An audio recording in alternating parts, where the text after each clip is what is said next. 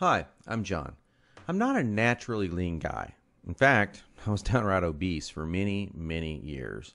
And when I found out that it wasn't my fault, well, that was one of the best days of my life. I'm going to tell you my story because it's probably very similar to your own. It doesn't matter if you're a guy or a gal, anyone who struggles with their weight and their waistline will relate to this story.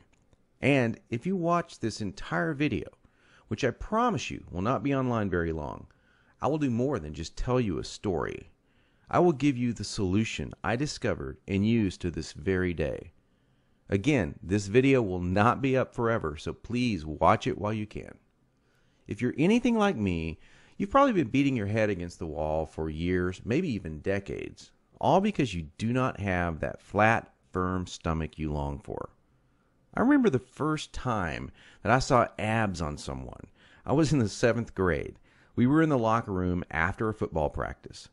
Now, I knew my friend Joey had that body, the one that girls loved and that the guys wanted to have, but I never knew he had that great abs. I mean, a firm, super tight midsection that just made me want to go home and do 1,000 sit-ups. And guess what? I did. I was really sore the next day. So sore I couldn't even practice. Now, you know the look of what I'm talking about. Hardly any fat around the waist. Great lines of tasteful muscle tone where most people carry those rolls of flab. And when Joey tucked in his shirt, nothing hung over his belt. Now, here's what struck me as very strange. Joey never did sit-ups. He never worked his abs at all in the gym, as a matter of fact.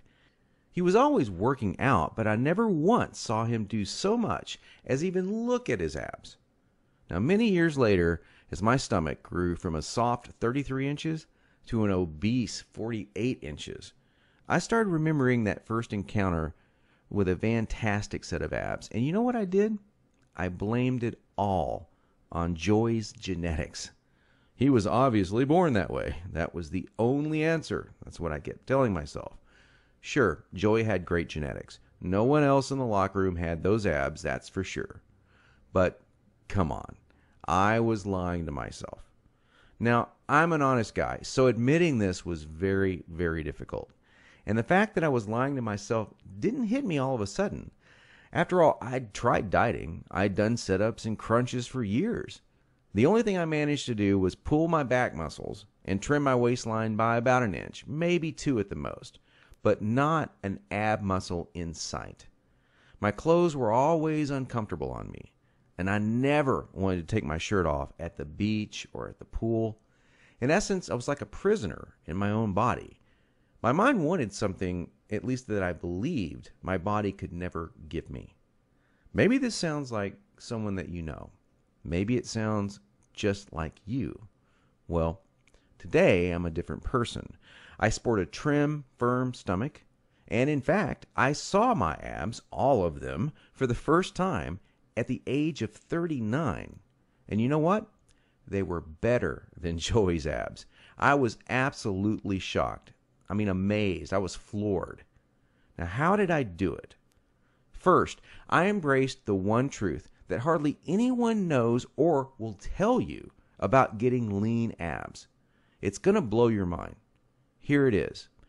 The best ab exercise in the world is no ab exercise. Now, that may come as a total shock to you. There is a time and place for ab exercises done correctly, for sure. But I saw the start of my abs before I ever did a crunch or ever did a leg raise, before I ever even thought about working my abs. Here's why this is the truth.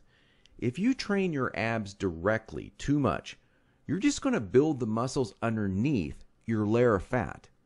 Now that's great if you want a bigger stomach,